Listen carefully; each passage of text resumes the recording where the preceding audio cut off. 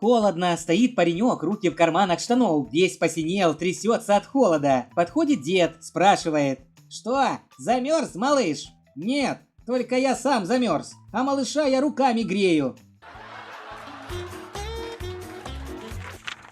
Сидят на кухне две подруги, пьют кофе, рядом спит огромный бульдог и храпит. «Я где-то слышала, чтобы избавиться от храпа, нужно повязать красную ленточку на хозяйство. Сейчас попробую». Принесла ленточку, привязала. Точно, не храпит. Вечером пришел пьяный в хлам муж. Завалился на диван и тоже храпит. Жена ему сделала бантик. Помогло. Утром муж идет в туалет. Через 2 минуты выходит, явно в шоке, и видит у собаки точно такой бантик. «Не помню, Тузик, где мы вчера были, но явно взяли призовые места».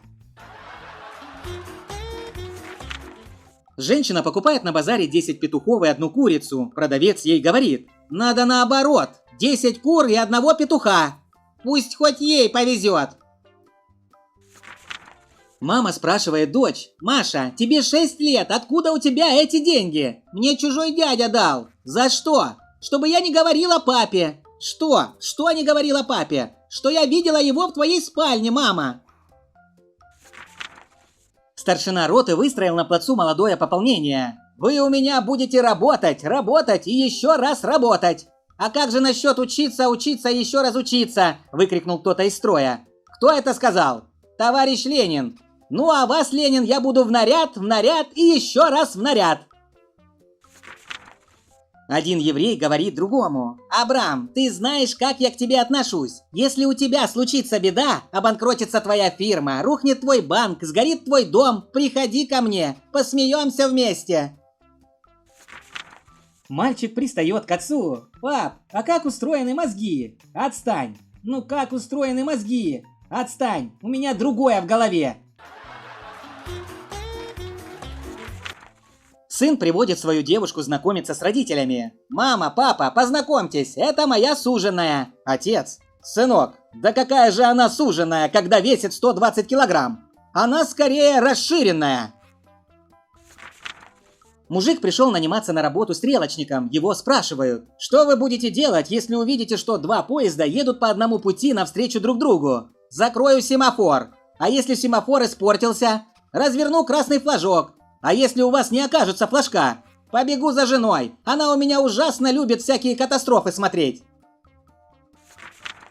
Старый дед женился на молодухе. Через год дед привез ее в больницу рожать. Врач ему: «Ну вы даете!» Дед гордо: «Надо всегда держать мотор рабочим». Через год опять привозит жену рожать. «Ну, дедуля, ты могешь!» – удивился врач. Через год снова жена рожает. Врач деду: «Эй, дедуля, смени масло, родился черненький».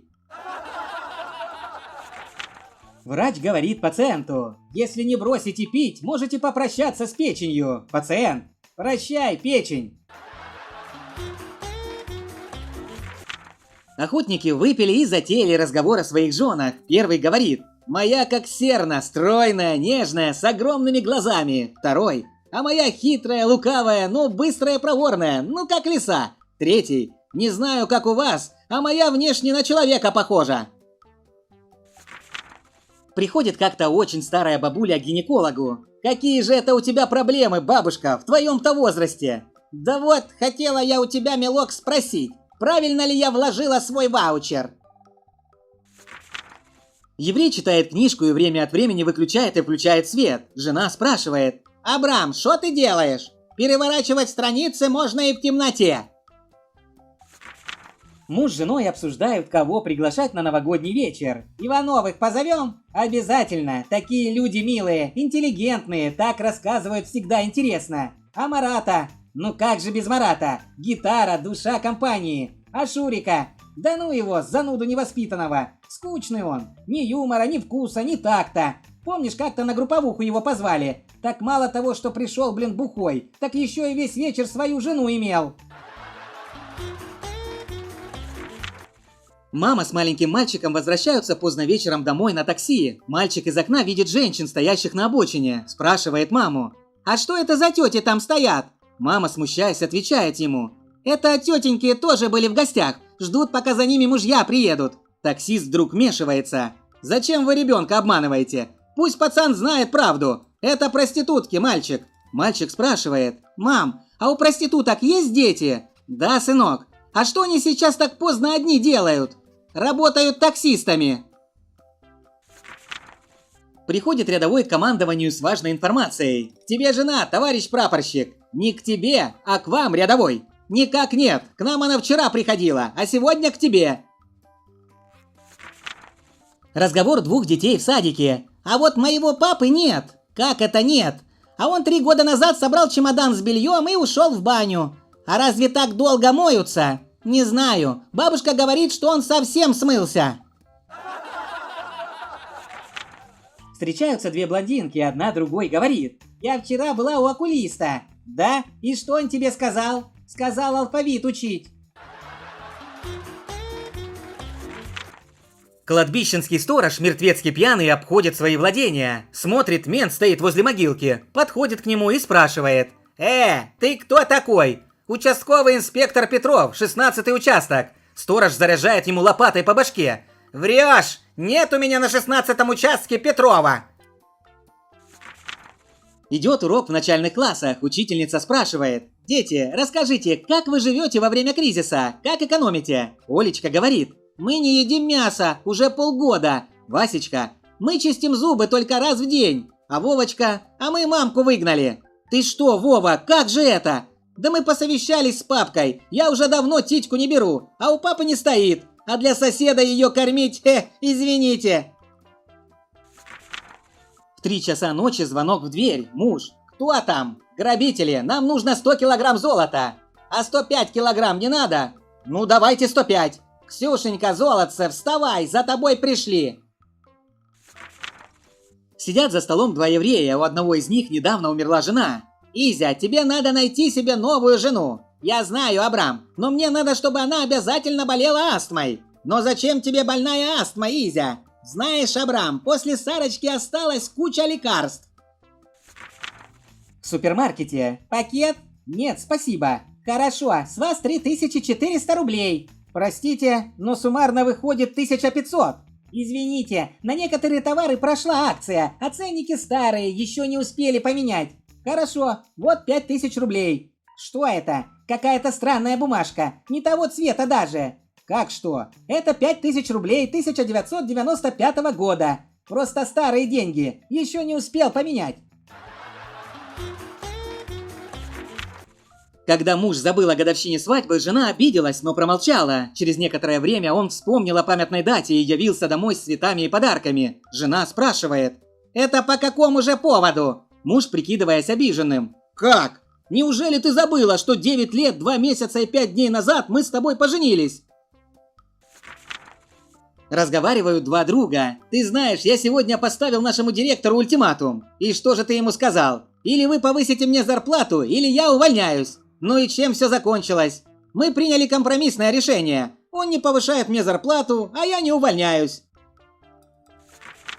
Теща разговаривает с зятем. «Хороший ты мужик, детей, жену любишь. Мне никогда слова поперек плохого не скажешь. Только объясни мне, пожалуйста, почему все твои сказки, рассказанные на ночь детям, заканчиваются фразой: «И жили они долго и счастливо, потому что жена его была сиротой». Сидят в бане на даче прапорщик, его жена и рядовой. Прапорщик лениво говорит: «Рядовой, я выйду, а ты жену мою попарь». Жена прапорщика распустила волосы, скинула полотенце, легла на живот, и рядовой начал бить ее веником. Через 5 минут возвращается прапорщик и, выпучив глаза, спрашивает: «Рядовой, а почему у тебя встал?» «Не знаю, товарищ прапорщик, у него своя голова, у меня своя». Беременная женщина пошла к астрологу. Астролог: «Когда родишь ребенка, отец ребенка умрет. Слава богу, мой муж в безопасности». Медведя вызвали в военкомат. Идет туда грустный, не хочется в армию, медвежьим мясом быть. Навстречу ему бежит заяц. Спрашивает: «Что ты такой, Миша, грустный?» «В военкомат вызвали, а мне неохота в армию идти». «А ты выколи себе 1 глаз». Так медведь и сделал. Через несколько дней встречает заяц медведя плачущим. «Ну что, Миша, взяли в армию?» «Нет, у меня плоскостопие». Больница. Медсестра подходит к доктору и говорит: «Доктор, больному из 6-й палаты все хуже и хуже». Доктор с возмущением объясняет медсестре, что так говорить нельзя, слишком пессимистично. Надо говорить так. Больной из 6-й палаты думает, что ему все хуже и хуже. На следующий день медсестра опять подходит к доктору. Доктор, больной из 6-й палаты думает, что он умер. Ребе видит еврея, пожирающего свинину, и возмущается. Если еврей употребляет в пищу свинину, то это не настоящий еврей. Тот спокойно отвечает. Если еврей кушает свинину, то это не настоящая свинина. Одна замужняя женщина жалуется другой на несостоятельного в постели мужа. Снизу его положишь, задыхается. Сверху засыпает. Сбоку телевизор гад смотрит. Утерян бумажник с большой суммой денег. Хозяин шарит по всем карманам. Жена спокойно спрашивает. В брюках смотрел? Да. А в пиджаке? Тоже. А во внутренних карманах? Нет. Почему? Если и там нет, у меня будет инфаркт. Сидят Петька с Василием Ивановичем на бревне и курят. Проходит мимо старушка, посмотрела на них и говорит. Расселись тут, говно с орлом. Петька сидел, думал и говорит. Ладно, Василий Иванович, я, пожалуй, полечу. Подожди, Петька, сейчас лопатой подкинут, тогда и полетишь. Мужик купил дачу, делится с другом впечатлениями. Дом, сад, газон, бассейн, даже ульи с пчелами есть. Друг все понимает, но спрашивает. А зачем тебе пчелы? Не проще меда купить? Тот отвечает. Не знаю еще, как они насчет меда, но тещу уже 7 раз покусали. Рабинович подал на развод. Судья спрашивает его. Яков Моисеевич, вам 80 лет, вы уже 55 лет в браке. И что это вам таки приспичило? А вы знаете, что делает эта паразитка, когда я засыпаю? Ну и что такого она делает? Она надевает мои зубы и кушает чеснок. Женщина жалуется врачу на совершенно бесчеловечное поведение мужа в сексуальной жизни. Недавно мы занимались с ним любовью, и в этот момент раздался звонок в дверь. И что же, он бросил вас в такой момент и пошел открывать? Хуже, доктор, он потащил меня с собой. На прием к врачу приходит один мужик, его спрашивают имя. Петров, вы заика? Нет, мой папа был заика, а тот, кто меня регистрировал, был идиотом. Мама была в отъезде 2 недели, по возвращению она спрашивает у своего сына. Папа грустил, когда меня не было дома? Вначале нет, но последние 2 дня он становился все печальнее и печальнее. Вовочке на день рождения папа подарил мобилу. На следующее утро папа уходит на работу и говорит Вовочке. Если какие проблемы, звони. Часов в 10 звонит Вовочка. Папа, кошка нагадила в гостиной. Вовочка, ты уже взрослый, возьми веник, убери. В 12 часов снова звонок. Папа, мама пришла с каким-то мужиком, оба закрылись в спальне. Я в замочную скважину смотрю, мужик штаны снимает. Так вот, за ним я убирать не буду. Беседуют 2 подруги. Со мной муж 2-й день не разговаривает. А что так? Выхожу из ванны и спрашиваю. Ты что, на нашей бритве лезвие сменил? Дочка маме сукоризной. Ну зачем ты меня родила? Зачем втянула в эту страшную авантюру? Это отец меня подговорил. Пришел в Вовочкин класс на стройку, экскурсия. Прораб рассказывает про необходимость строительных касок. Вот в прошлом году был случай. На девочку упал кирпич, но она была в каске и только посмеялась и пошла домой. Вовочка говорит. А я знаю эту девочку. Она до сих пор ходит в каске и улыбается.